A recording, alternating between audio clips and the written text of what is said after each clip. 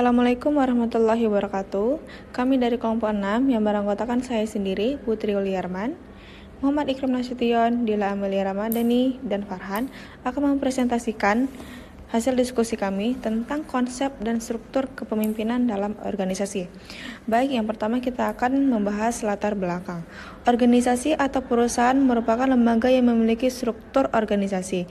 Struktur organisasi merupakan pola jaringan hubungan antara berbagai macam jabatan dan para pemegang jabatan, atau sebagai pola jaringan hubungan antara berbagai macam jabatan dan pejabatnya. Maka dalam kegiatan sehari-hari akan terjadi saling hubungan antara atasan dengan bawahan dan sebaliknya. Hubungan tersebut memiliki banyak macam seperti koordinasi, pemberian perintah, pelaporan, pengawasan, dan banyak macam kegiatan lainnya. Untuk melakukan kegiatan-kegiatan tersebut, maka harus ada seseorang yang disebut sebagai pemimpin. Kegiatan memimpin tersebut dikenal dengan sebutan kepemimpinan. Kepemimpinan dimaksudkan untuk melakukan koordinasi dari berbagai macam bagian dan sumber daya organisasi yang ada. Koordinasi tersebut dilakukan untuk memberdayakan semua sumber daya sesuai dengan kapasitas masing-masing, sehingga semua sumber daya yang ada saling terkait sebagai suatu sistem untuk mencapai satu tujuan, yaitu tujuan organisasi. Selanjutnya, ada pengertian struktur kepemimpinan dalam organisasi. Struktur kepemimpinan adalah sebuah alur kerja dan tanggung jawab yang menjelaskan bagaimana hubungan antara karyawan atau anggota dengan pemilik bisnis atau manajer sebagai pemimpin. Dalam bisnis dikenal dua struktur kepemimpinan, yakni struktur kepemimpinan horizontal atau sejajar dan vertikal atau atas bawah. Secara alami, bisnis startup biasanya menggunakan struktur kepemimpinan horizontal yang mana fokus pada pendekatan karyawan dengan lapisan manajemen yang sedikit namun otoritas kerja yang luas. Sebaliknya, bisnis kecil yang masih berkembang menggunakan struktur vertikal yang tradisional, yang hierarki organisasi dengan manajemen yang kuat dan karyawan sebagai bawahan. Tidak ada patokan struktur kepemimpinan yang benar atau salah, baik menggunakan model struktur kepemimpinan horizontal atau vertikal. Hal ini tergantung pada visi perusahaan untuk mencakupi keseluruhan budaya perusahaan. Selanjutnya, kita masuk ke fungsi struktur kepemimpinan dalam organisasi. Ada 4. Yang pertama, memberi kejelasan tanggung jawab. Masing-masing anggota dalam hierarki sebuah struktur organisasi dalam perusahaan memiliki tanggung jawab tentang tugas-tugas dan segala kewajiban yang harus mereka pertanggungjawabkan pada atasannya langsung yang telah memberikan wewenang terhadapnya. Yang kedua, menjelaskan kedudukan dan koordinasi masing-masing penyusun perusahaan. Seorang karyawan yang namanya tercantum dalam hierarki struktur organisasi sebuah perusahaan sebenarnya dapat lebih mempermudah dalam mengkoordinasikan kedudukan dan hubungannya dengan fungsi pekerjaan yang telah dipercayakan kepadanya. Yang ketiga, menjelaskan bagaimana jalur hubungan antara masing-masing hierarki. Dalam sebuah organisasi, sangat dibutuhkan kejelasan hubungan yang tergambar dalam hierarki atau jenjang struktur organisasi tersebut. Ini dibutuhkan untuk mengefektifkan jalur penyelesaian sebuah pekerjaan sehingga dapat saling memberikan keuntungan pada masing-masing anggota dalam struktur organisasi tersebut. Yang terakhir, memberikan uraian tugas yang dibebankan secara jelas. Setiap tugas atau deskripsi pekerjaan yang terdapat dalam sebuah struktur organisasi dan perusahaan tentunya akan sangat membantu semua pihak yang terkait di dalamnya, baik itu atasan maupun bawahannya dalam struktur organisasi tersebut. Bentuk-bentuk struktur organisasi. 1. Organisasi lini. Organisasi garis atau lini adalah suatu bentuk organisasi di mana pelimpahan wewenang langsung secara vertikal dan sepenuhnya dari kepemimpinan terhadap bawahannya. Bentuk lini juga disebut bentuk lurus atau bentuk jalur. Bentuk ini merupakan bentuk yang dianggap paling tua dan digunakan secara luas pada masa perkembangan industri pertama. Organisasi lini ini diciptakan oleh Henry Fayol. 2. Organisasi lini dan staf. Organisasi lini dan staf adalah kombinasi dari organisasi lini dan organisasi fungsional. Pelimpahan wewenang dalam organisasi ini berlangsung secara vertikal dari seorang atasan pimpinan hingga pimpinan di bawahnya. Untuk membantu kelancaran dan mengelola organisasi tersebut, seorang pimpinan mendapat bantuan dari para staf di bawahnya. Tugas data informasi dan pelayanan kepada pimpinan sebagai bahan pertimbangan untuk menetapkan suatu keputusan atau kebijaksanaan. Pada struktur organisasi ini, hubungan antara atasan dengan bawahan tidak secara langsung.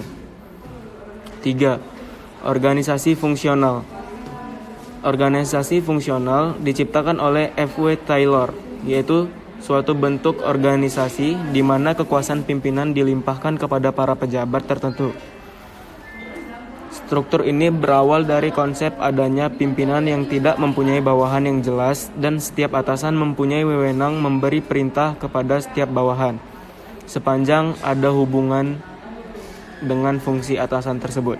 4. Organisasi lini dan fungsional. Organisasi lini dan fungsional adalah organisasi yang masing-masing anggota mempunyai wewenang yang sama dan pimpinannya kolektif. Organisasi komite lebih mengutamakan pimpinan. Artinya dalam organisasi ini terdapat pimpinan kolektif, presidium, plural eksekutif, dan komite ini bersifat manajerial. Komite dapat juga bersifat formal atau informal. Komite-komite itu dapat dibentuk sebagai suatu bagian dari struktur organisasi formal, dengan tugas-tugas dan wewenang yang dibagi-bagi secara khusus. 5. Organisasi matrik. Organisasi matrik disebut juga sebagai organisasi manajemen proyek, yaitu organisasi di mana penggunaan struktur organisasi menunjukkan di mana para spesialis yang mempunyai keterampilan di masing-masing bagian dari kegiatan perusahaan dikumpulkan lagi menjadi satu untuk mengerjakan suatu proyek yang harus diselesaikan. 6. Organisasi komite. Organisasi komite adalah bentuk organisasi di mana tugas kepemimpinan dan tugas tertentu dilaksanakan secara kolektif oleh sekelompok pejabat yang berupa komite atau dewan atau board dengan pluralistik manajemen. Tipe struktur organisasi. Tipe otokratik. Semua ilmuwan yang berusaha memahami segi kepemimpinan otokratik mengatakan bahwa pemimpin yang tergolong otokratik dipandang sebagai karakteristik yang negatif. Tipe paternalistik. Tipe pemimpin paternalistik hanya terdapat di lingkungan masyarakat yang bersifat tradisional. Umumnya masyarakat agraris. Salah satu ciri utama masyarakat tradisional ialah rasa hormat yang tinggi yang ditujukan oleh para anggota masyarakat kepada orang tua atau seseorang yang dituakan. Tipe karismatik. Tidak banyak informasi dari literatur yang ada mengenai kriteria kepemimpinan yang karismatik. Memang ada karakteristiknya yang khas, yaitu daya tariknya yang sangat memikat sehingga mampu memperoleh pengikut yang jumlahnya kadang-kadang sangat besar. Tipe laissez-faire. Pemimpin ini berpandangan bahwa umumnya organisasi akan berjalan lancar dengan sendirinya karena para anggota organisasi terdiri dari orang-orang yang sudah dewasa, yang mengetahui apa yang menjadi tujuan organisasi, sasaran-sasaran apa yang ingin dicapai, tugas apa yang harus ditunaikan oleh masing-masing anggota, dan pemimpin tidak terlalu sering intervensi. Tipe demokratik. Pemimpin yang demokratik biasanya memandang peranannya selaku koordinator dan integrator dari berbagai unsur dan komponen organisasi. Artinya, tipe pemimpin demokratik tahu peran dan fungsi dari masing-masing bagian atau komponen dalam organisasinya. Contoh struktur organisasi perusahaan yang baik yakni seperti bagan di mana pada bagian atas biasanya akan menempatkan direktur utama atau pemilik perusahaan yang termasuk top level manajemen. Lalu posisi di bawahnya akan diisi oleh beberapa posisi seperti kepala divisi, manajer atau sejenisnya yang memiliki tugas mengarahkan, membimbing, dan memimpin para karyawan di bawahnya. Posisi ini bisa disebut juga dengan middle level management. Terakhir, di posisi bawah setelah middle level management yaitu lower level management. Pada posisi ini biasa diisi oleh para karyawan yang memiliki tugas, peran, dan tanggung jawabnya masing-masing sesuai dengan kemampuan mereka. Studi kasus. Pak Rudi baru saja diangkat menjadi kepala sekolah sebuah SD swasta yang baru 3 tahun beroperasi. Ia merasa senang sekali dengan promosi yang ia dapatkan dan merasa percaya diri akan dapat memimpin SD tersebut untuk dapat berkembang. Namun baru 2 bulan memimpin, ia mulai menghadapi permasalahan yang terus berdatangan. Mulai dari komplain orang tua soal toilet, kegiatan pembelajaran yang dinilai tidak berkualitas, sarana yang tidak memadai, serta komunikasi dengan guru yang belum berjalan baik. Setiap kali ia menerapkan kebijakan baru, selalu saja ditanggapi dingin oleh staf. Pak Rudi berupaya menjalankan tugasnya sebaik mungkin, terutama ia fokuskan pada hal-hal yang bersifat administratif.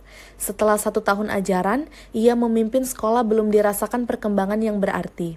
Komplain-komplain dari orang tua terus berdatangan mengenai berbagai aspek yang ada di sekolah dan menyampaikan tuntutan yang begitu tinggi terhadap sekolah. Komunikasi dengan staf pun belum dapat berjalan dengan baik.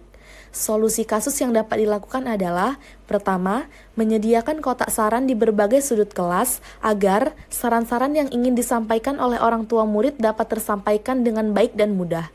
Kedua, Pak Rudi sebaiknya memperbaiki komunikasi dengan para staf yang ada di sekolah tersebut karena dengan mendapatkan komunikasi dan respon baik dari staf maka akan membantu Pak Rudi untuk menjalankan atau memperbaiki semua permasalahan yang ada. Ketiga, ketika masa jabatan Pak Rudi masih berlangsung, banyak hal yang harus dirubah, salah satunya adalah cara menerima semua kritikan dan saran dari berbagai orang tua murid, dan melaksanakan tugasnya dengan jujur serta melakukan pengecekan dan pemeriksaan terhadap segala kelengkapan yang ada di sekolah tersebut secara menyeluruh. Kesimpulannya adalah, struktur organisasi adalah suatu susunan dan hubungan antara tiap bagian serta posisi yang ada pada suatu organisasi atau perusahaan dalam menjalankan kegiatan operasional untuk mencapai tujuan. Hakikat dari spesialisasi pekerjaan adalah bahwa ketimbang seluruh pekerjaan dilakukan oleh seorang individu, pekerjaan itu dipecah-pecah menjadi sejumlah tahap, dengan masing-masing tahap diselesaikan oleh seorang individu tersendiri. Intinya, individu mengkhususkan diri dalam melakukan bagian dari suatu kegiatan adalah berdasarkan fungsi-fungsi yang dijalankannya. Organisasi besar cenderung memiliki lebih banyak spesialisasi, departementalisasi, tingkatan vertikal serta aturan dan ketentuan daripada organisasi kecil. Sekian presentasi dari kelompok kami. Terima kasih. Wassalamualaikum warahmatullahi wabarakatuh.